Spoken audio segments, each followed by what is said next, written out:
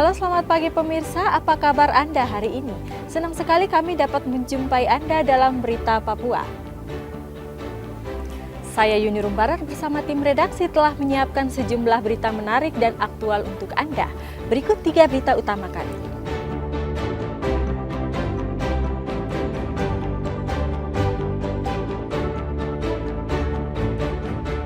Berburu di dalam hutan, seorang pria di Merauke ditemukan meninggal dunia.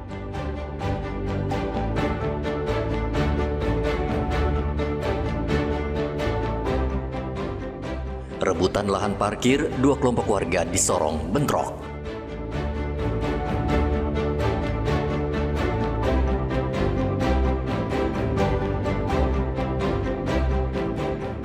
Warga Merauke padati toko emas, berburu emas antam.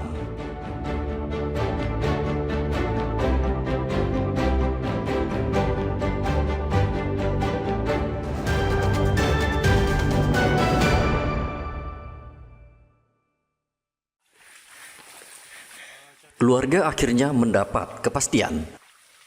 Yohanes Joni Gepse, warga Domande, Kabupaten Merauke, yang dilaporkan hilang di hutan oleh keluarganya ditemukan dalam kondisi meninggal dunia. Yohanes pergi berburu ke hutan pada tanggal 15 April. Namun karena tidak kunjung pulang, tim SAR mengerahkan 9 anggota mencari Yohanes di hutan Domande. Pencarian tidak mudah karena anggota harus menerabas hutan belantara di kawasan Domande. Tim SAR bersama anggota keluarga korban masuk hutan sekitar pukul 9 pagi dan baru sekitar pukul 1 siang, tim bisa menemukan jasad korban yang tertelungkup di atas air setinggi lutut orang dewasa.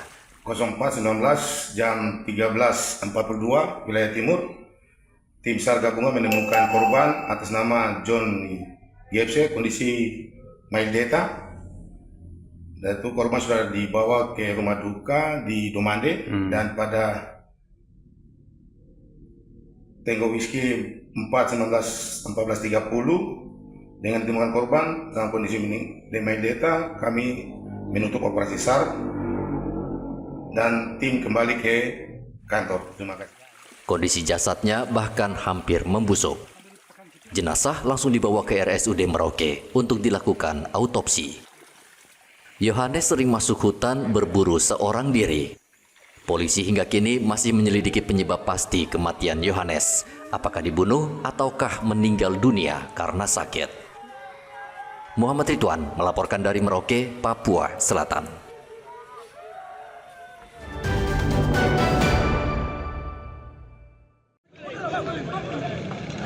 Dua kelompok warga pada hari Minggu terlibat bentrok di Jalan Basuki Rahmat, Kota Sorong, Provinsi Papua Barat Daya. Kelompok Kokoda dan kelompok Rumah Papan Pasaremu saling baku hantam karena dipicu masalah lahan parkir. Akibat bentrokan di tengah jalan, arus lalu lintas menjadi macet.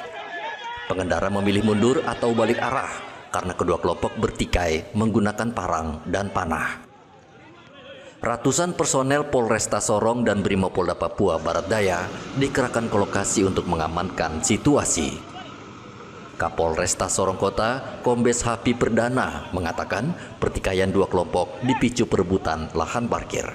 Awal mula dari bentrok ini adalah kesalahpahaman terkait perebutan lahan parkir. Sebenarnya kemarin sudah kita coba selesaikan. Artinya ada masalahnya apa? Coba kalau memang ada yang dirugikan silahkan melapor ke Polresta. Namun demikian ternyata masih ada beberapa yang belum puas, akhirnya tadi mereka baku serang antara kita.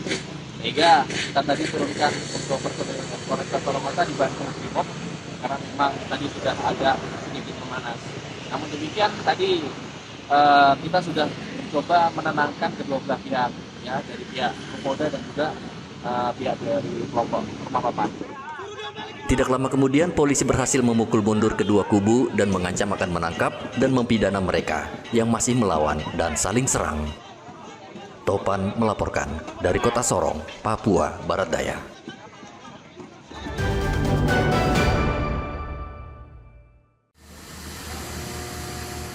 Polisi bersama Damkar Kabupaten Mimika membuka blokade jalan yang dilakukan oleh sekelompok pemuda di Jalan Bougainville pada hari Senin.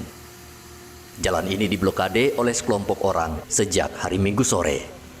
Sekelompok orang memblokade jalan menggunakan ban bekas yang dibakar di tengah jalan sehingga kendaraan tidak bisa melintas.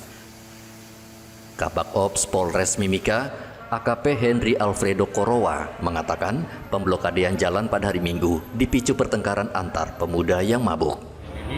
Terkait dengan adanya kejadian tadi pagi di Jalan Merdeka ini, di mana kita mendapatkan info bahwa adanya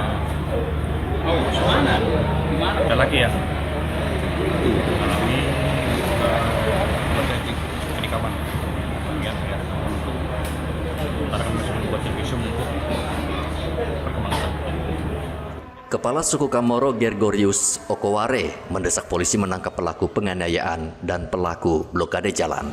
Kita berikan ini kepada pihak aparat penegak hukum, Pak Kapolres dan Pak Kasa, Waka dan jajarannya supaya saya minta 1x24 jam supaya bisa ditangkap, supaya kita tidak mau ada masalah-masalah ada terjadi yang hal-hal yang tidak diinginkan lagi.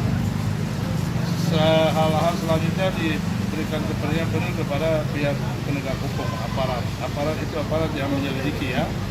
Masyarakat yang mengetahui tentang kejadian ini bisa kasih lapor langsung ke kepala suku, langsung ke saya, dan nanti saya akan sampaikan juga ke pihak aparat keamanan. Dan terakhir masyarakat dihimbau jangan ada tambahan-tambahan untuk bikin palang kiri kanan itu palang orang mau melakukan pemalangan itu harus dapat surat izin dari pihak aparat. Korban saat ini sedang dirawat di rumah sakit dengan luka tusuk benda tajam di bagian leher. Meski akses jalan sudah dibuka, polisi masih terus menyelidiki kasus penganiayaan dengan memeriksa sejumlah saksi. Dari Mimika, Papua Tengah, Igobat Momolin melaporkan.